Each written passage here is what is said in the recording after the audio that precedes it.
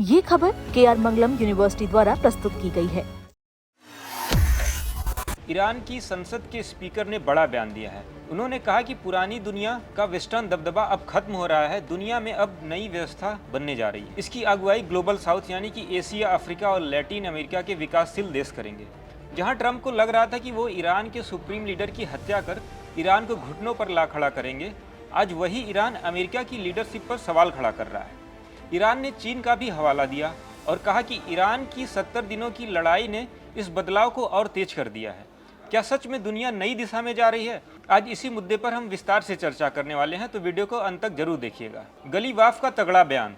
दोस्तों, ईरान के संसद अध्यक्ष मोहम्मद बाकर गलीबाफ ने एक्स पर पोस्ट किया, दुनिया नई व्यवस्था के कगार पर खड़ी है। जैसा राष्ट्रपति शी चिनफिंग कहते हैं कि सदी का सबसे बड़ा परिवर्तन तेजी से हो रहा है, वैसे ही ईरान के 70 दिन के युद्ध संघर्ष ने इस बदलाव को और तेज कर दिया। अब भविष्य ग्लोबल साउथ का है। ये बयान इसलिए महत्वपूर्ण है क्योंकि ईरान पिछले कई हफ्तों से अमेरिका और इजरायल के साथ तनाव में है। गलीबाफ का कहना है कि ईरान ने युद्ध को लंबा खींच पूरी दुनिया को नया मैसेज दिया है। शी चिनफिंग का जिक्र क्यों किया? गलीबाफ ने शी चिनफिंग का नाम इसलिए लिया क्योंकि अभी हाल ही में शी चिनफिंग और डोनाल्ड ट्रंप की मुलाकात हुई थी। दोनों नेताओं के बीच व्यापार, टैरिफ और ताइवान जैसे मुद्दों पर चर्चा हुई। शी चिनफिंग ने उस मीटिंग में कहा, पूरी दुनिया हमारी मुलाकात को देख रही है, सदी का अनदेखा परिवर्तन तेजी से हो रहा है। उन्होंने थ्यूसिडाइड्स ट्रैप का भी जिक्र किया। ये शब्द बताता है कि जब कोई नई ताकत पुरानी बड़ी ताकत को चुनौती देता है तो युद्ध का खतरा बढ़ जाता है।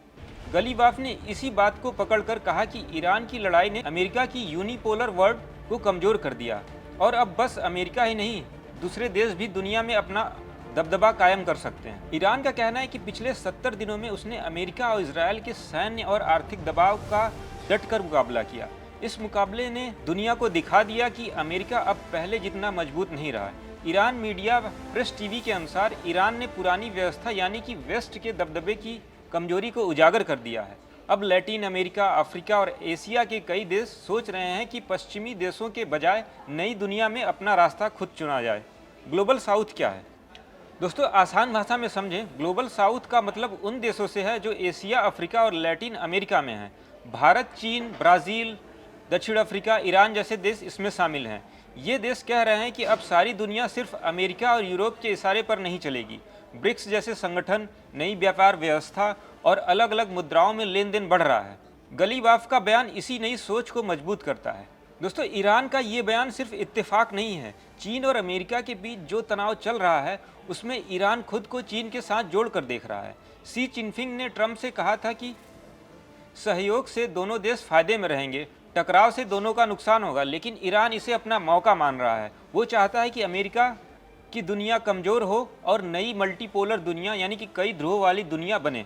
दोस्तों, ये सवाल बहुत बड़ा है। एक तरफ अमेरिका अभी भी दुनिया की सबसे बड़ी ताकत है, उसकी सेना, डॉलर और टेक्नोलॉजी बहुत मजबूत है।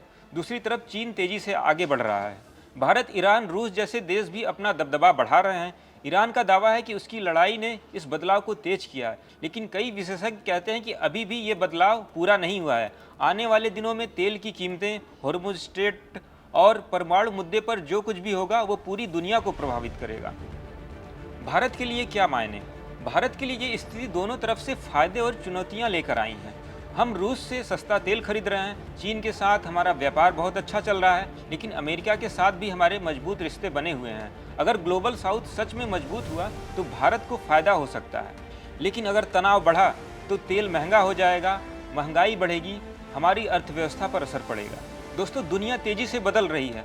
कल जो सुपर पावर था, आज वो चुनौतियों का सामना कर रहा है। ईरान जैसे देश इसे अपना मौका बता रहे हैं। आप क्या सोचते हैं? क्या सच में ग्लोबल साउथ दुनिया की अगुवाई करेगा? कमेंट में अपनी राय जरूर दें। वीडियो पसंद आए तो लाइक करें, शेयर करें, चैनल को सब्सक्राइब करना न भूलें। ऐसी ही और जानकारी के लिए देखते रहें दैनिक जागरण।